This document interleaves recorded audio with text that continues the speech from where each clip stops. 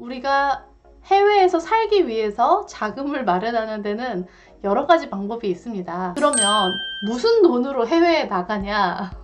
대부분의 분들이 하는 방법은 돈을 열심히 벌어서 모아서 나가는 거죠. 직장에서 몇 년 정도 일을 하면서 그 돈을 모아서 해외에 나가서 뭐 여행을 하든 한 달 살기를 하든 뭐 이렇게 하는 걸 가장 일반적으로 많이 하시고, 또 이제 우리 젊은 친구들 같은 경우는 해외에서도 노동을 많이 하잖아요. 그래서 뭐 워킹홀리데이 같은 거 가서 막 농장에서도 일하고 게스트하우스에서도 일하고 뭐 식당에서도 일하고 뭐 이런 일도 하시는 경우, 그렇게 노동을 통해서 가는 방법도 있어요. 세 번째는 뭐냐면은 디지털 노마드로 사는 거예요. 디지털 노마드. 시간과 장소에 구애받지 않고 할 수 있는 일들이 있잖아요. 제가 여러 가지 일을 하는데 강연 같은 거는 제가 직접 가서 해야 되는 게 맞지만, 글을 쓰는 거, 출판을 하는 거, 이렇게 유튜브를 하는 거는 제가 어느 나라에서든 할 수 있어요. 실제로 저는 해외에서 지내면서 글 쓰고 이런 경우가 되게 많거든요. 예를 들면은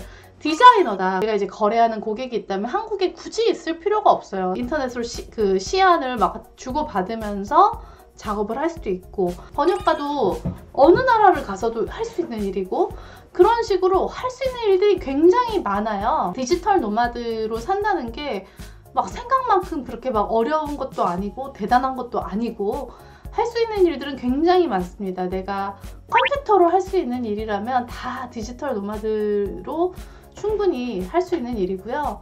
실제로 저는 이제 해외여행하면서 그런 친구들을 많이 봤어요. 예를 들면은 미국 사람인데 아르헨티나에 살면서 프로그래밍을 하는 뭐 그런 친구들도 있었고, 뭐 방법은 여러 가지가 있겠죠. 또 다른 방법은 내가 자산소득을 만드는 거예요. 자산소득.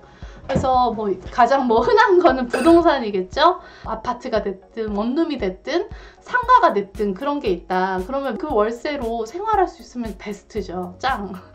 아니면 또 다른 방법은 인세소득이 있는 거죠. 인세소득은 뭐 이것도 여러 가지 종류가 있어요. 저처럼 책을 써서 인세가 나오는 경우도 있고, 유튜버 분들도 결국 유튜브에서 광고 수익을 얻잖아요. 그것 또한 인세소득의 일종이라고 볼 수가 있고, 또 작곡가, 뭐 예를 들면 작사가, 이런 분들도 곡이 팔리는 만큼 거기에 대한 인세를 받으니까 그런 소득을 만드는 것도 나올 수만 있으면 정말 좋죠. 그래서 소득을 이렇게 다각화하는 게 굉장히 중요한 것 같아요. 그래서 뭐 가장 좋은 거는 이제 여러 가지를 다 하는 거죠. 내가 일을 해서 버는 그 노동소득, 또 이렇게 자산소득 같은 거, 또 인세소득 같은 거를 여러 그 수입원을 만들어 두면 뭐 어디를 가서도 살 수 있는 거죠. 그런 방법을 찾아보면 좋을 것 같아요.